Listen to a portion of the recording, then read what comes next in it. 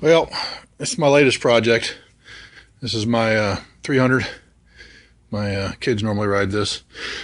Last time out, the front diff was kind of making I don't know how to describe it, kind of a grrr noise. When it's slowing down, when it's in four-wheel drive, it wasn't doing it in two-wheel drive. It sounds kind of like a gear-on-gear kind of noise.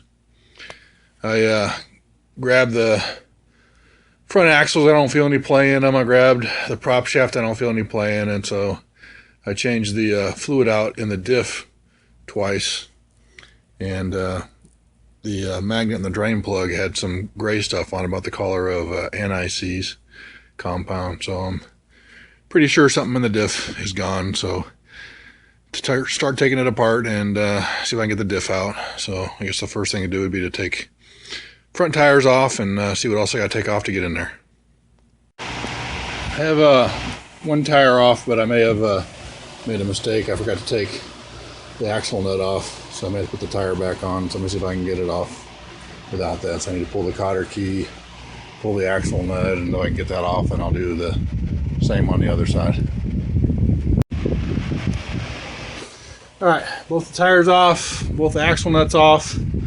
So you want to take the hubs off. The next thing will be to take these brake calipers off. So just a bolt in the top and the bottom on both sides. So that's the next step. Yeah, I have both the calipers off, but looking at it, it looks like for whatever reason the inside brake pad on both sides is pretty much shot. So, on top of fixing the diff, I guess I'm going to be ordering some brake pads also. Alright, so now I'm going to tap that axle with a mallet to make sure that it's loose from the hub, and then pull the hubs off. And I think I'm going to take these top bolts. I don't know, I'll have to figure it out. Take the top bolts off and let this swing down so I can get the axle free and pull the axle out of the diff. So I've got to get both axles out. There's a steering column that goes into the top of the diff, so that has to come out. The prop shaft is back there. I'm going to have to drive the pin out of the prop shaft and get that off, and there should be a vent tube right there that I need to disconnect.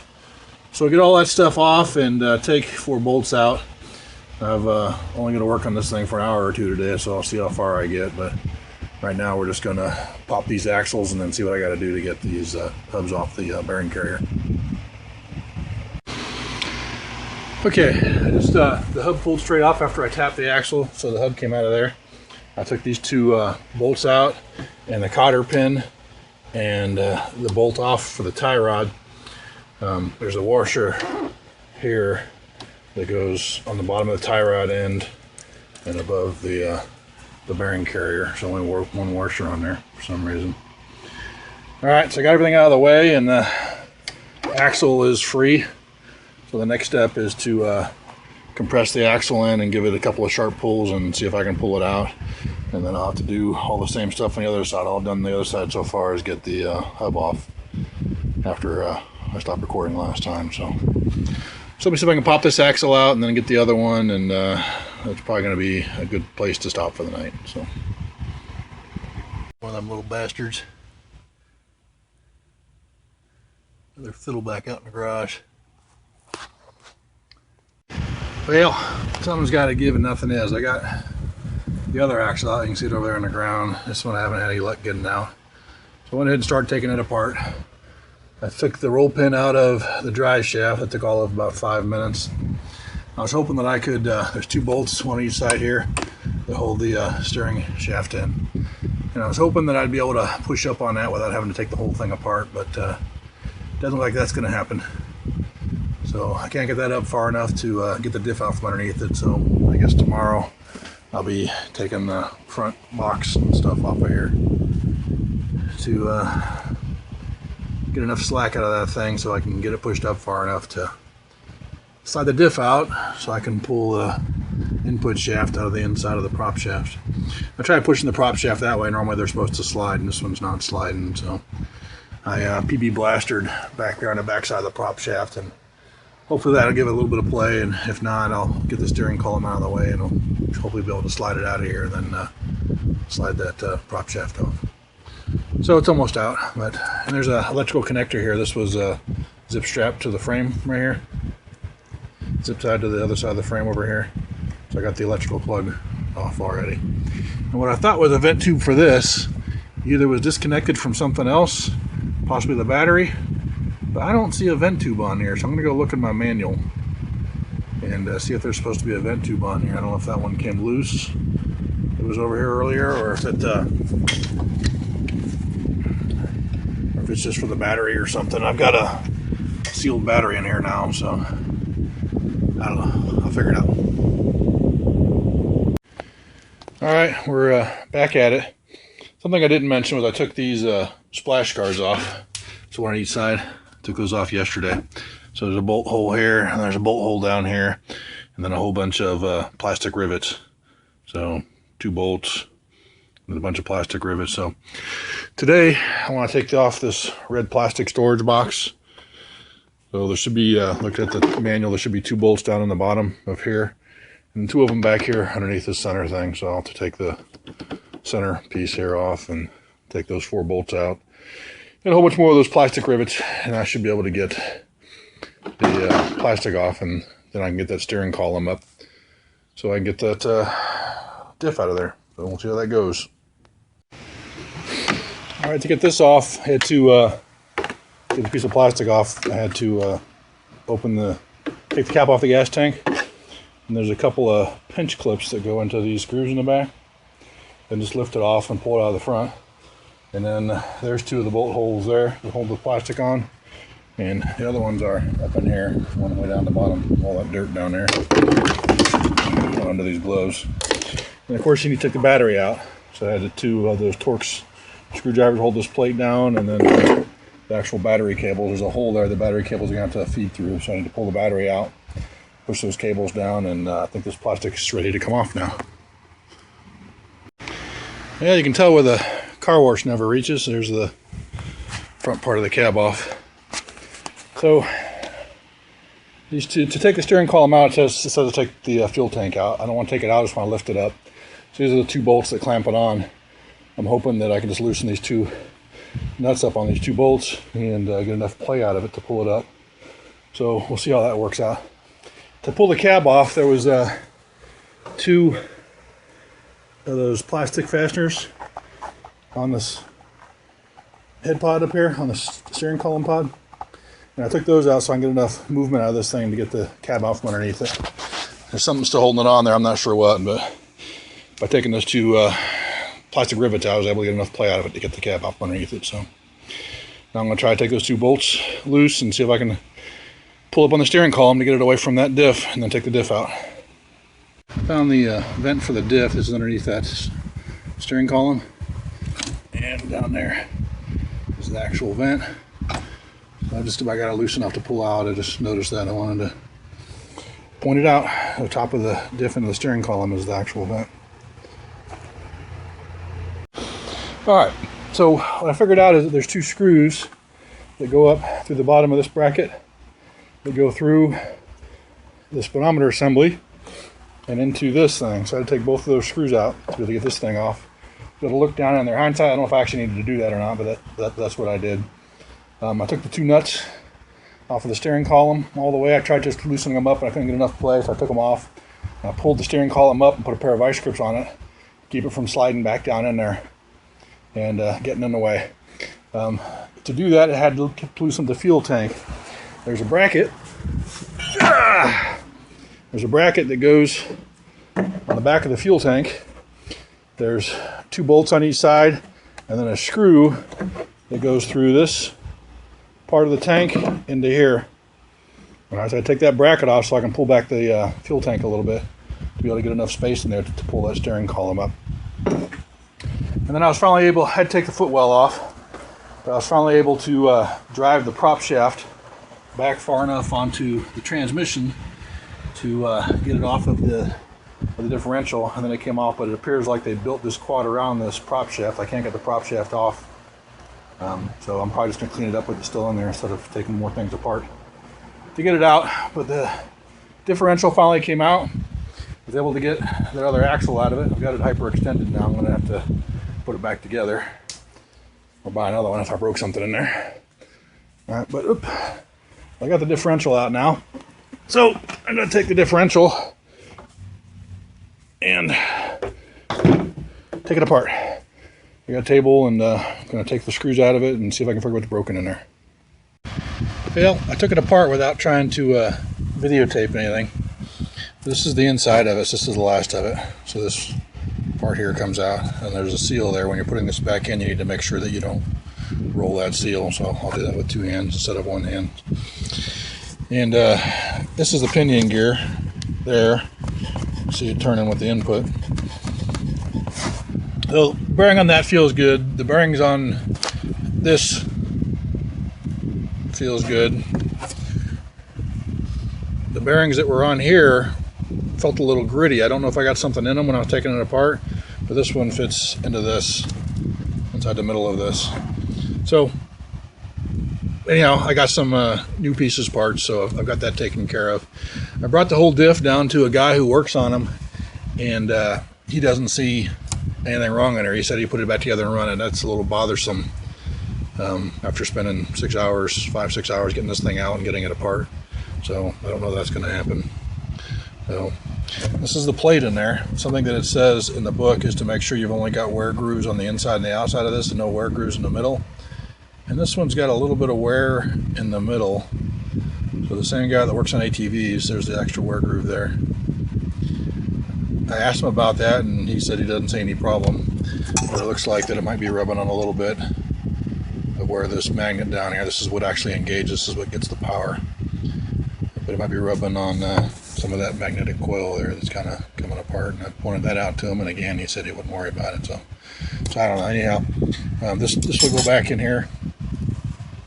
And then this is the ring gear that rides on that pinion gear, and it's got the cage in the middle of it. I thought that cage was going to be broken, but the cage is fine. But the cage has little notches in it, so the tabs on that plate will fit into these notches, and this will set down on top of that. All right, and then both of these, this one and the other one, will be in the middle of those. And then this goes back on top of it with a little plate on this magnet. So this little plate goes on top of the magnet. It looks like it's going to be fun trying to get all this stuff back together, doesn't it? So, again, I brought it to a local guy here in town. He looked at it. He said he sees nothing wrong with it.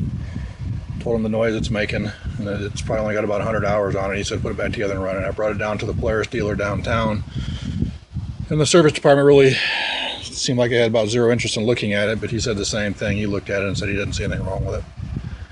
So I'm going to change that bearing that I felt was kind of gritty and put it back together, but I'm about 100% sure it's still going to make that same growl noise, so we'll put it back together and see what happens. Almost forgot. There's only about half a dozen screws. What, 1, 2, 3, 4, 5 screws to hold it together. But it took so long to get it apart because one of the screws stripped out. I even tried an impact driver on it, that just stripped it out worse. So I ended up having to cut some Dremel slots in it and then use that impact tool on it again to get it out. So that's one of the reasons why it took so long to try to get the darn thing apart. There's trips back and forth to the parts store, you know, getting the impact driver and stuff, and I had to ordered screws, and you can't order one screw, so I had to order a pack of screws, and I think I got them for $15, but it looks like the retail on them was $19. This is kind of the noise it was making when slowing down with it in 4-wheel drive. But again, I talked to a couple people, and they said they see nothing wrong with it. So I guess I'll run it until it blows up and then spend $600 on a new one. I could fill it up like I did earlier when I was changing it when I was still in the ATV, but I got my 5 ounces of demand drive fluid, and I'm just going to pour it inside here and see how that works out. So hopefully it'll work out.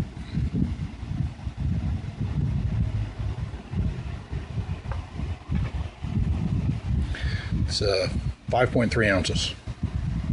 All right, got it all back together. When you're doing this, you want to make sure the seal looks the same all the way around to make sure that you didn't roll the seal on here. We got it all back together, ready to put the screws in. I got my handy-dandy extract from the manual over here. I'll have to look up the torque value of the screws and put the screws back in. All right, I got the diff back together. The torque value was something like 7 to 11. I torqued those screws to 10 foot-pounds. The fluid's in there. I'm getting ready to put it back into the ATV, and again, it's a two-handed job, so I'm getting ready to reassemble it. So I'll put the 2 bolts back in the bottom, and the 2 bolts that go up in the front, up here, back in to bolt it back in, and get to work, put it all back together. So should be a couple hours, I guess. All right, these 2 bolts are in the front. There's 2 more bolts in the bottom. They're 15 millimeter. Torque value is 30 foot-pounds. I've got those all torqued together. Now it's time to put the axles back in. Yeah, I've been working on it a while. I can't remember where I left off. I put NICs in both the axles. I put the axles in. I put the hub carriers, the bearing carriers up, and put the bolts back through it. Put the tie rods back in. I changed out the front brake pads. Some on both sides, it's on both sides. I got the steering column bolted back down. Again, both down here and up here, the 2 bolts right here, they're up here. I had to take off the oil cooler, that fin thing there, and the filter to get the prop shaft out. So I found a sloppy U-joint back here. So I took all that stuff off to get the prop shaft out. I changed that U-joint in the prop shaft. Greased it all back up, sprayed it down with some PB blaster, greased it up, got it back on there. Put a 5/16 bolt in up here where the roll pin came out, and got about 10 pumps of grease into the slip yoke back there to get all the other sludge and stuff that the PB blaster didn't get out. So now I'm back to the point of trying to put body panels back on. I went in and changed oil since I had the filter off, so I got new oil in the engine, new oil in the diff. Now I just need to do the transmission, and I've done my servicing on this one, so time to start putting the footrest and fenders and stuff back on. Alright, I've got it back together. Reinstalling all that plastic wasn't any fun, all the plastic and plastic rivets and everything. But I drove it out in the yard in 4-wheel drive. I got about 2 acres there. And drove it out in the yard, and it seems to be working now. So either the noise isn't there anymore, the grrr that was there earlier with it when it slowed down. So one of 2 things either happened. Either I broke it and I don't have 4-wheel drive anymore, or I fixed it. So I got the backup up on a jack. Hopefully this yeah.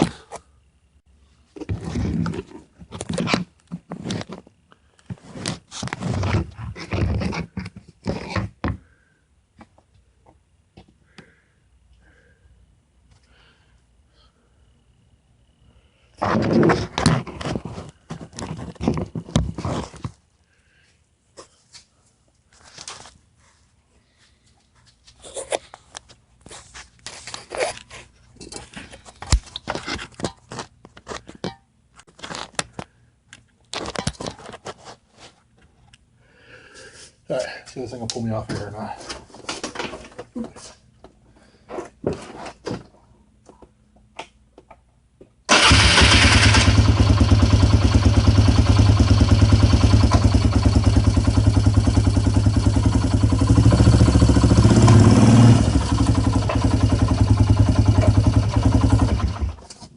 And it does, so 4-wheel drive still works.